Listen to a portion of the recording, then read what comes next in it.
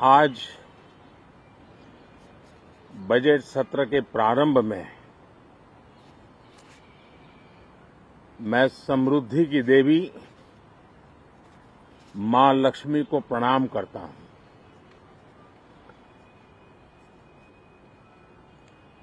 और ऐसे अवसर पर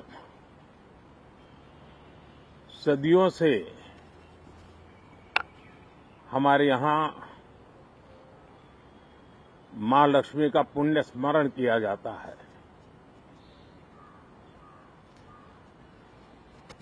सिद्धि बुद्धि प्रदे देवी, सिद्धि बुद्धि प्रदे देवी, भुक्ति मुक्ति प्रदायिनी, भुक्ति मुक्ति प्रदायिनी, मंत्र मूर्ते सदा देवी, मंत्र मूर्ते सदा देवी, महालक्ष्मी नमोस्तुते, महालक्ष्मी नमोस्तुते। मां लक्ष्मी हमें सिद्धि और विवेक देती है,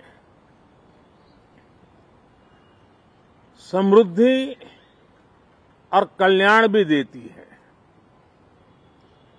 मैं मां लक्ष्मी से प्रार्थना करता हूं कि देश के हर गरीब एवं मध्यम वर्ग समुदाय पर मां लक्ष्मी की विशेष कृपा रहे। साथियों, हमारे गणतंत्र के 75 वर्ष पूरे हुए हैं।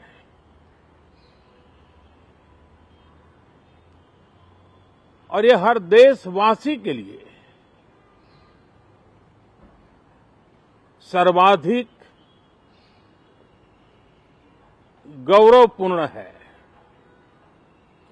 और विश्व के लोकतांत्रिक जगत के लिए भी भारत का ये सामर्थ्य अपनी एक विशेष स्थान बनाता है। साथियों, ये देश की जनता ने मुझे तीसरी बार ये दायित्व दिया है और इस तीसरे कार्यकाल का ये पहला पूर्ण बजट है।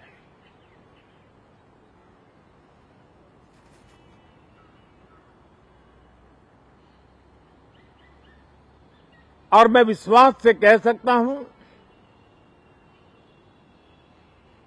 कि 2047 जब आजादी के 100 साल होंगे, विकसित भारत का जो संकल्प देश ने लिया है, यह बजट सत्र, ये बजट एक नया विश्वास पैदा करेगा, नई ऊर्जा देगा कि देश जब आजादी के 100 साल मनाएगा तब विकसित होकर रहेगा। 140 करोड़ देशवासी अपने सामूहिक प्रयास से इस संकल्प को परिपूर्ण करेंगे। तीसरे टर्म में हम मिशन मोड में देश को सर्वांगीण विकास की दिशा में, चाहे वो भौगोलिक रूप से हो, सामाजिक रूप से हो या आर्थिक भिन्न भिन्न स्तर के संदर्भ में हो, हम सर्वांगीण विकास के संकल्प को लेकर के मिशन मोड में आगे बढ़ते जा रहे हैं। इनोवेशन, इंक्लूजन और इन्वेस्टमेंट, ये लगातार हमारे आर्थिक गतिविधि के रोड मैप का आधार रहा है। इस सत्र में हमेशा की तरह कई ऐतिहासिक बिल पर सदन को चर्चा होगी और व्यापक मंथन के साथ वो राष्ट्र की ताकत बढ़ाने का काम करने वाला कानून बनेंगे। विशेषकर नारी शक्ति के गौरव को पुनः प्रस्थापित करना, पंथ संप्रदाय के भेद से मुक्त होकर के हर नारी को सम्मानपूर्ण जीवन मिले, उसको भी समान अधिकार मिले, उस दिशा में इस सत्र में कई महत्वपूर्ण निर्णय लिए जाएंगे। Reform, perform and transform. जब विकास की तेज गति को प्राप्त करना होता है तो सबसे ज्यादा बल रिफॉर्म पर रहता है।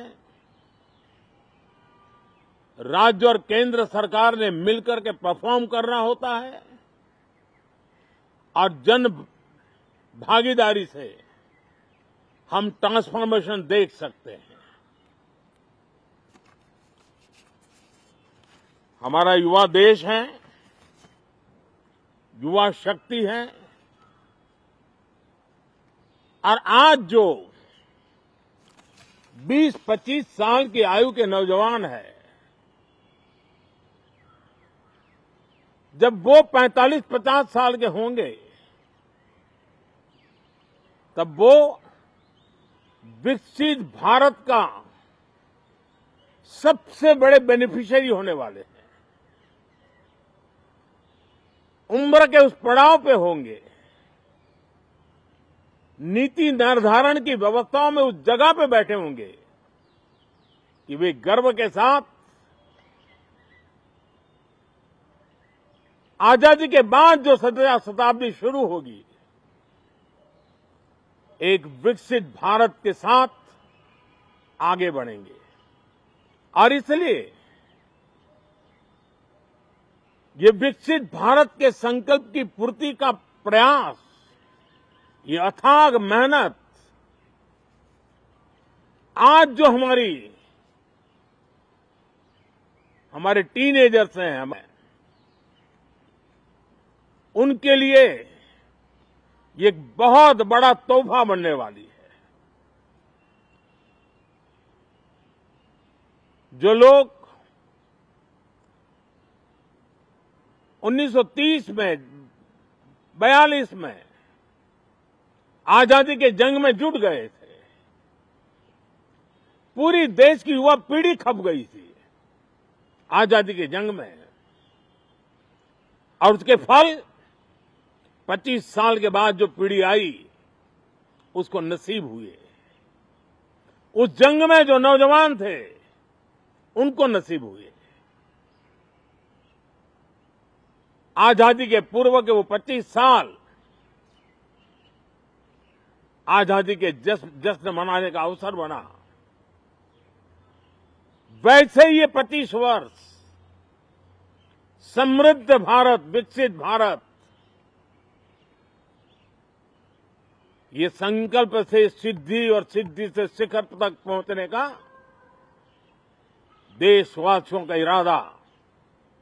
और इसलिए बजट सत्र में सभी सांसद विकसित भारत को मजबूती देने के लिए अपना योगदान देंगे।